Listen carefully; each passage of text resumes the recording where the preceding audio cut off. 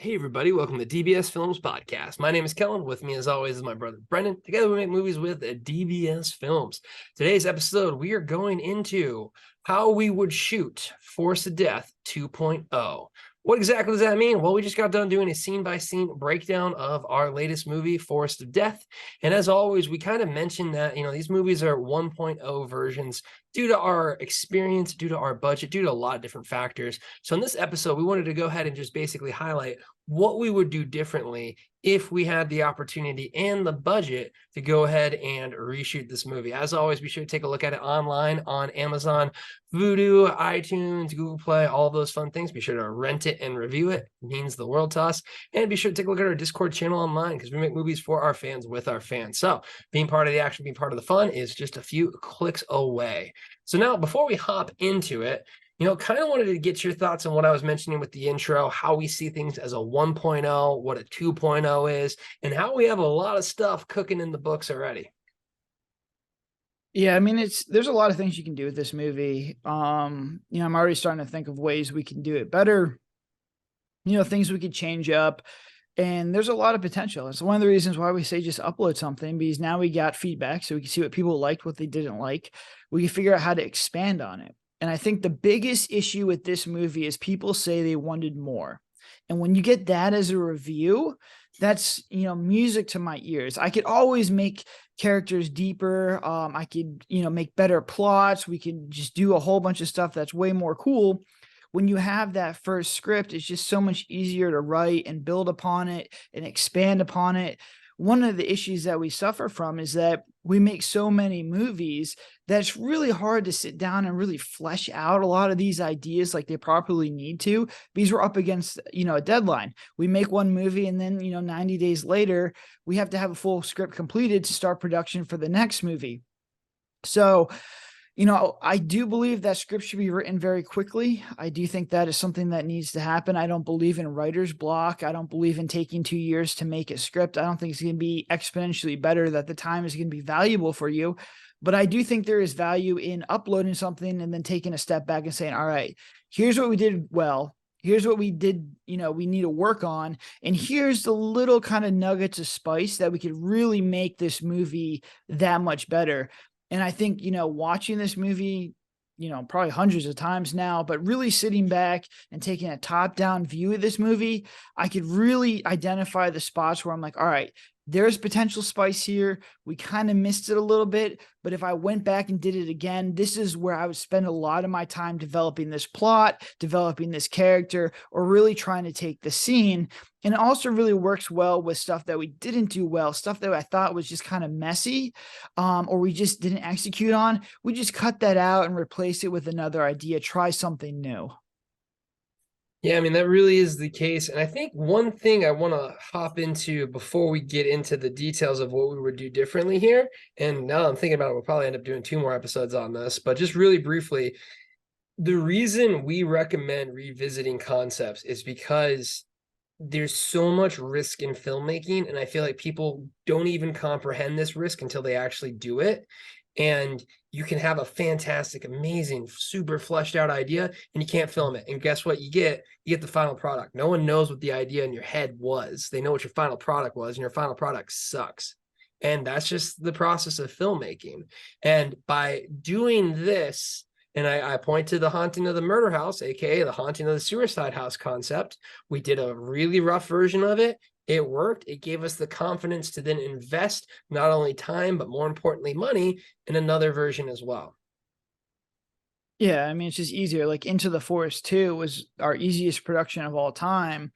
And really, that was kind of a completely different rehaul script. So I honestly would not consider Into the Forest 2.0 a 2.0 version of Into the Forest. We really rehauled that entire script. We kept concepts, which is like the Nelson character and the fact that there's a witch out there and the stuff we went there, but no scenes were really, the same or similar. It was pretty much a new script, where I feel like Murder House stuck a little bit closer to the Suicide House, kind of some of the beats that they hit and the overall structure of that movie. But I definitely think it's just easier, and I'm really looking forward to redoing Girl in Cabin 13. I'm really looking forward to redoing Murder House 3.0 to see how good we get. But even now, writing the Bigfoot movie, it's really merging into a combination of like Into the Forest and maybe like just a little bit new concept, but we pull it back and we really try and make it bare bones. We really want to try and make sure the pacing is as good as possible.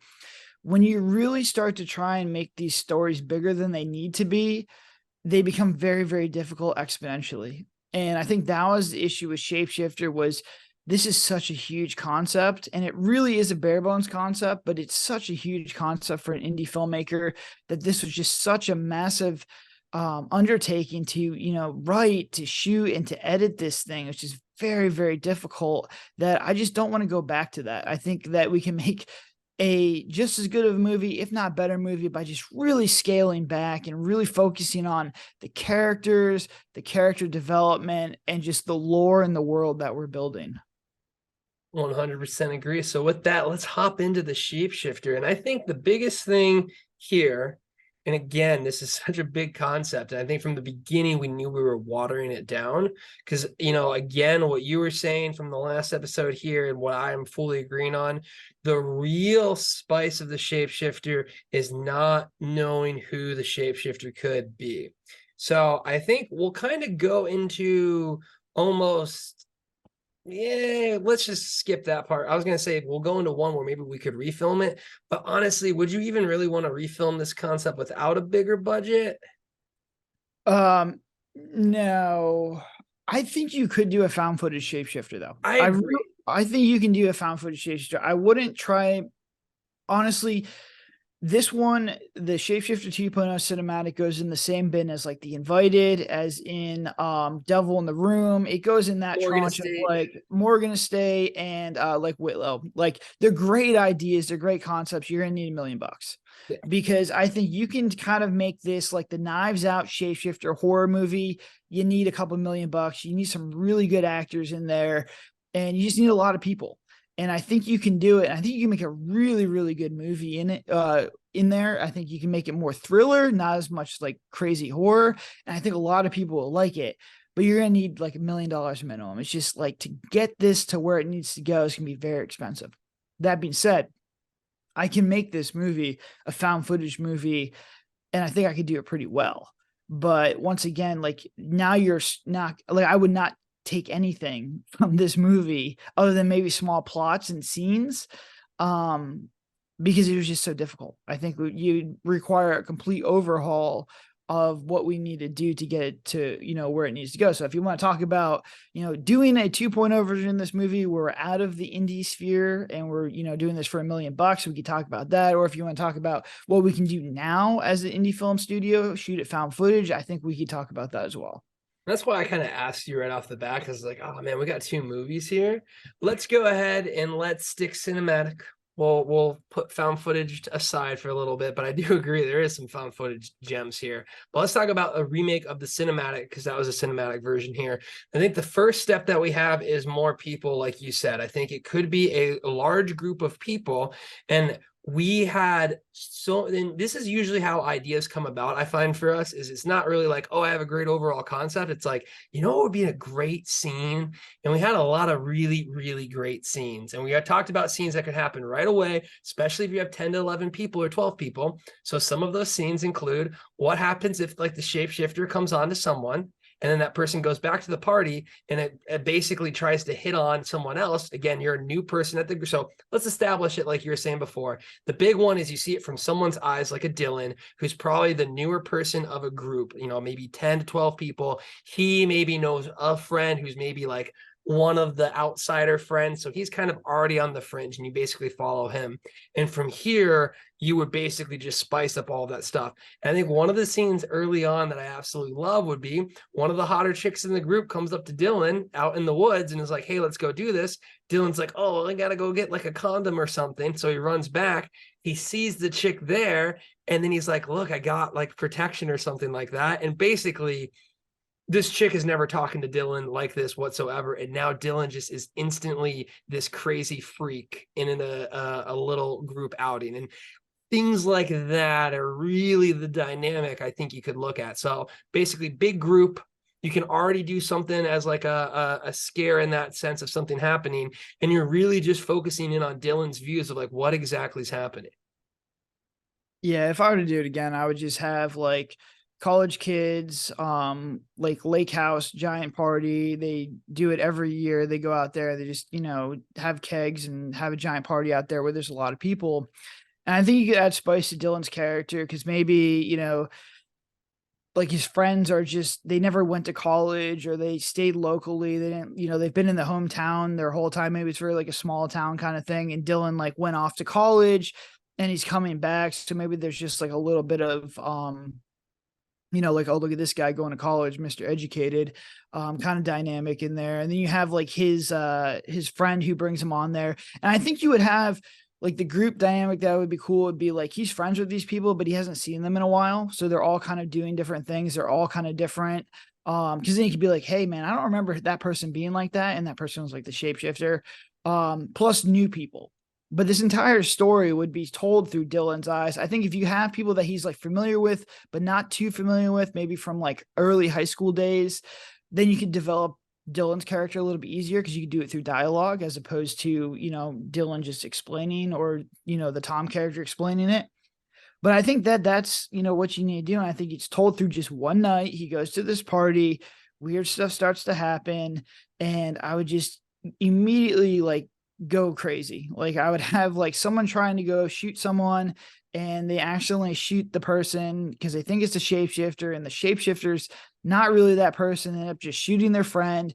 And then, oh no, they got to call the cops because like someone got shot, but they can't really do that because it was like one of their friends that shot them. And I think you really make this crazy dynamic of just absolute chaos going on as the shapeshifter just goes one by one and kind of murders them.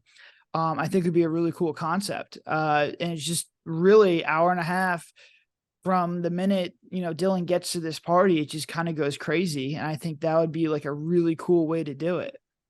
I completely agree. So let's flesh this out a little bit more and kind of go in segments because that's the next thing I was going to basically go to. Something weird would happen like that. Then I would have someone go missing.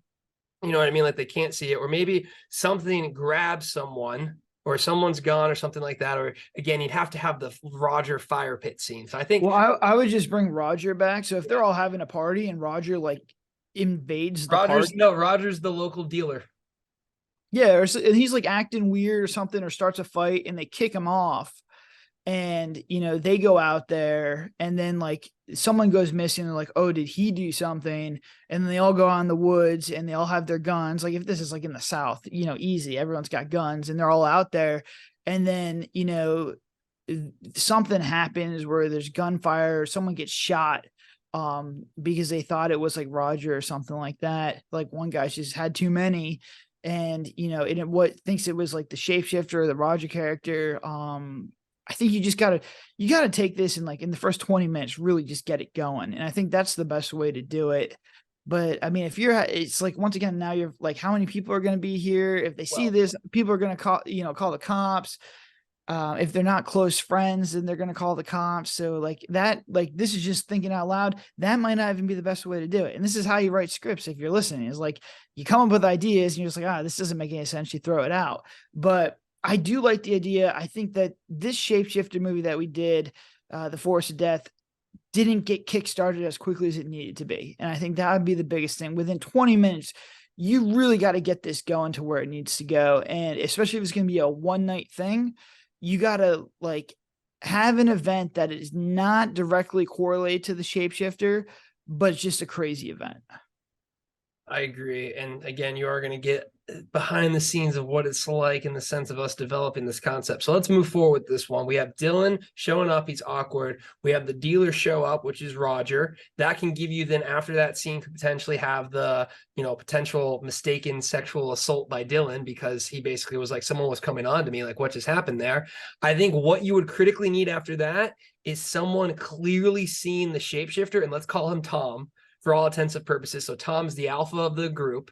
Tom sees the shape-shifting happening. He sees his buddy get killed by the shapeshifter. He sees it physically shape into someone else's form. He's drunk. I'd have him go back to the group and the real, like after he sees it and whatnot and all that stuff's going on, I'd have him then convinced that someone is the shapeshifter. Maybe Dylan's friend. I think if you'd make Dylan's friend the person that gets the target, cocks the gun, aims it right at it. I know you're a shapeshifter. I saw you out there. You're not real. Boom. Shoots him right in front of the group. Now you have a dead Dylan's friend, and you have everyone like, what the hell did I just see? And then I'd have it, Tom cocks a shotgun and goes, give me all of your cell phones. You're not calling the cops. Now we've kind of had a little pressure cooker point building up, and this would be like 30 minutes into it. You know what I mean? So now you almost have like Tom and maybe two other alpha guys who have like criminal past. So here's what we could be. Tom and Dylan were friends. Dylan went out to college. Dylan comes back and brings his friend from college. His friends from college just got shot by Tom and his friends. And now Tom and his friends are like local gang, or like just, you know, they do illegal stuff now. So what are your thoughts on where we're cooking at from here? Because I love the idea that you had where basically he just shoots someone. Because then it's like, oh shit, like he just killed someone. Yeah, and I'm wondering now, I love the cell phone, taking the cell phones, because it just clears a ton of plot holes. But I'm wondering if like the people who are at the party are involved in drugs, and that's like one of the reasons he shoots that person is because like they're messing with the drugs or they screwed him over, and he, you know, he just going nuts. Because you just need, I mean, I think you just give him just a little bit more as far as like why he would be so upset, because it's like, yeah, you see him shapeshifting, like you do that. I don't know if I want to show that much shapeshifting earlier, but I like it going 0 to 100 as far as like that's what happens. Like that's perfect, and it's just such a wild scene where you're just all kind of chilling at the party and then someone just gets shot. I mean, this honestly could branch into another movie, like if you're just at this party and this, like not even like a shapeshifter movie. Shot, found footage. Let's go. You know, I think that's what needs to happen, but I think you address the plot hole of taking the cell phones away. I think that if you have some guy who's just like really going crazy thinking that he saw the shapeshifter, they can't trust anybody. I think you have like this conspiracy kind of guy going on. I think that's a cool dynamic. You know, so it's, I think there's a lot there, but I think that if we crank it off right there, and then you have the stakes for Dylan being in this group of people who's now essentially like a hostage situation. He's got to figure out how to get out of there. And then you have the external threat, the shapeshifter still walking around, is kind of like a cool dynamic. I got the next scene, and this is why we talk it out. So here's what happens. He takes all the phones, he takes all the keys, and he's got them. Then what happens is we get like two of the girls or something, they run off because they're like, oh my God, you know, got to get out of here. So what happens? We have, again, a big budget, which means we have graphics and things like that. They just get completely yeeted by the monster and the shapeshifter out there. Or you don't see, actually, I wouldn't even have it. I'd have one of them gets yeeted, the other one runs back. The one that runs back is then completely panicked and says there's something out there. There's a shapeshifter. That kind of pulls them away from the incident that happened to more of the pressing issue of like, there's something out there and whatnot. And here's what I think you can plant the seed. That chick that came back that warned them about the shapeshifter, well, surprise, surprise, she's the shapeshifter. So now you have the shapeshifter that infiltrated their group, warning them about a shapeshifter out there, but almost kind of establishing things that would then benefit the shapeshifter. So I think after you have this breakdown, you have them leave and you have them come back. And the important thing is that you have the shapeshifter like amongst the group. And I think this is where the hard part would kind of come, because I think the Roger lore would be very important to establish what things can potentially let you know if the shapeshifter is good or bad. And I think, you know, this is when it becomes Dylan trying to suss things out and figure out who is what or what's going on. So what do you kind of think we're at this point now? So I would honestly take this scene and move it forward before the gunshot scene. I know I talked about like trying to get this going, but a crazy scene is like the one guy who like they think that they know the shapeshifter happened because something crazy happens. And he's like, all right, the shapeshifter's in here. One of you guys is the shapeshifter. And then he like takes a gun and is like holding to everybody's head, sort of like what the blood draw scene in The Thing is. And then he shoots Tom's or Dylan's friend, but it turns out that wasn't the shapeshifter. Yeah. Would be like the way to do it. And that's a great midpoint. So I think you can get up to that scene and do it properly. Like he shoots him and then you see clearly that the shapeshifter through another person is still outside or in another room or it does something. Would be really cool. You hear a scream and then there's a dead body over in the corner. Mm-hmm. Yep. So and I think this is why you talk I immediately agree. You take that and move that there because I mean we know from Into the Forest, guns at people's faces is very scary stuff. And could you imagine you're at a party and now this dude who's like just coked out of his mind is kind of holding a shotgun towards every person's face, claiming that it's a shapeshifter. So I think what needs to happen is this person's Ashley, Tom's girlfriend, needs to get killed. So Yeah. he's furious. And he's like, I know one of you is a shapeshifter. One of you killed my fucking girlfriend. Who is it? And he just goes line by line by line. And something happens with Dylan's friend. He just gets it. Yeah, I think that that's, what you have to do. And I think that's a cool dynamic. So you have, Dylan goes there. You have like intro hook, which is just basic stuff. You have Dylan going to the party, having a good time, developing lore. Weird stuff starts to happen. That guy becomes convinced that there's a shapeshifter out there. That guy's convinced that someone in the house is a shapeshifter, and he just chooses the wrong person, kills Dylan's friend. And then it just becomes like this all out crazy, like, And thing. that's what I mean, like, I don't know how you keep going with that, but like, well, I think you break from there. And what I would do is I would go like this. That's when he then collects everyone's phones and keys. He says, give me all your phones and keys right now. Or maybe he does that before the gun around. So he sets the tone by give me your gun, give me your keys, give me your phones. He does that. He shoots Dylan's friend. I think what you do then is you have a split. So you basically have people split up. You have some people will go with Tom and stay at the place, and some people will run into the woods because Tom's clearly crazy. Then what you do is you have the people from the woods run back because there's something out there killing them. And now the people in the cabin are like, how do we know these people are not there to begin with? And I think really this is the fun of the shapeshifter plot. Well, guess what? The shapeshifter's been inside the cabin with Tom's group the whole time, whoever that might be. yeah, I think the middle part of this movie would be the hardest part as far as like while they're still inside with the shapeshifter and like what's going on as it's slowly like picking them off one by one. But eventually, it becomes clear who it is. And then obviously you get them out there in the woods and you kind of go from there. But I mean, it would be like a whodunit mystery. That would be like what it is. And then people are just getting killed left and right. Would be kind of cool. Also, another dynamic that you could bring up is like, maybe there's like weather outside. Like, I mean, we talked about doing stuff in the snow, like a snow shapeshifter movie where it's like a blizzard and they're just trapped in this giant cabin. It's like a giant friends trip. It would be kind of cool where there is no way to get out and you're trapped in here and you think one of your friends is the shapeshifter. Kind of adds another dynamic of like, well, you can't really leave. You got to figure out who it is and kill it, or you're essentially going to die. Yeah. And I think one of the other cool ones like that could happen, like with again, and this is why I love kind of talking to these things because like there's so much stuff you could do. But another one is you have a whole side plot of Tom needs a body now. You know what I mean? Like if Tom doesn't come back with the body of a shapeshifter, he's got a dead Ashley, he's got a dead Dylan's friend. So it's like we can't go to the cops. What are they gonna say? You know what I mean? So I think then you have Tom motivated with Roger or whoever his buddies are hunting this thing, saying like we're not going until I find the body of a shapeshifter. Yeah, I think that would be like the spice would be in there. And that's kind of like, I think why I wanted to have the gunshot earlier. Cause if he shoots like one of his friends, they're like, well, we can't really call the cops because like, dude, like he shot one of our friends, but he's also our friend. Like you can't like, it was like an accident. It's an accident. So they got to get like their story together before they do anything crazy. And I think that kind of adds to the tension and kind of gives them, motivation. So maybe not like a giant party, but maybe like 8 to 10 people would be ideal for this, to where a catastrophic accident happened, but it really was like an accident. They want to make sure everything's there. Because they know that if they call the cops and it goes wrong, then their friend is going to jail for life for murder. Or maybe like that guy's not even dead yet. Like he just accidentally, like the bullet grazes him and he's bleeding out.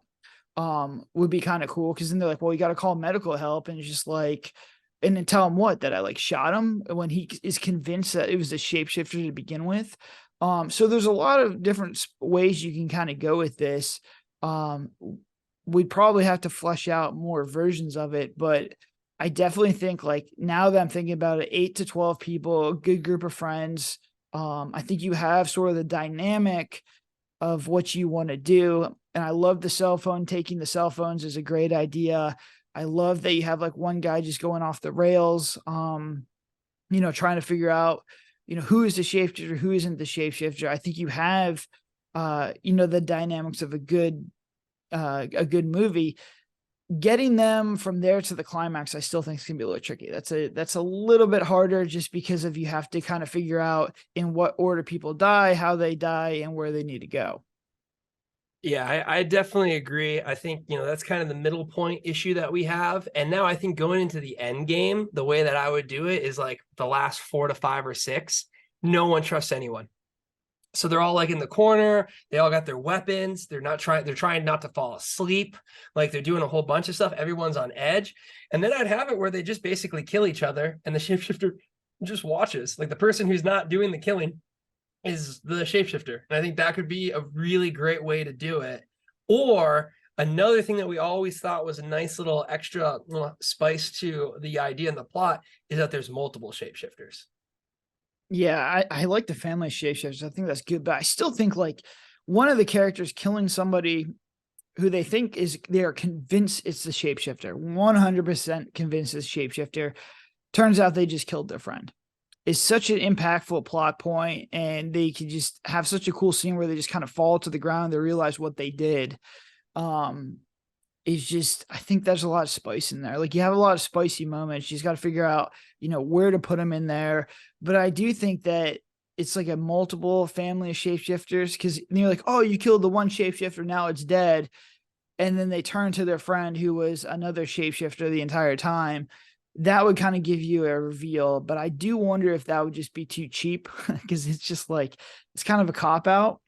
But I think you can kind of weave it to really be kind of cool and creative. Yeah, I think, and that's the fun of this concept. That's why I love it so much. I literally, within this plot that we just laid out there, there's 100 different ways you could do it. Yeah, pretty much. I mean, unlimited possibilities. I do think the best way to do this is to probably write 6 to 8 versions of this and just try and figure out where you need to go. Because this one, I think that was also the problem with writing the first original shapeshifter, is there is so many different possibilities that you kind of get overwhelmed. I think I had 8 or 9 different scripts for the first shapeshifter movie, when really most movies now take me 4 to 5 variations to kind of figure out what I want to do. But that's just the nature of just how cool and creative you could really be with this concept. Yeah, exactly that. So hopefully that gave you a little bit of insight into our thinking process. Now I'm excited for Shapeshifter 2.0, but you know what? That's not for way further down the line, because everything we talked about requires $1 million budget. But man, when we get there, we are going to have some fun with that concept. So as always, be sure to take a look at our Forest of Death online. You can go ahead and rent and review it. It means the world to us. Be sure to take a look at our Discord channel online, because we make movies for our fans, with our fans. So if you ever wanted to be behind the scenes on set with us, all you got to do, a few clicks away, and you won't be part of our amazing community. But until then, have a good one.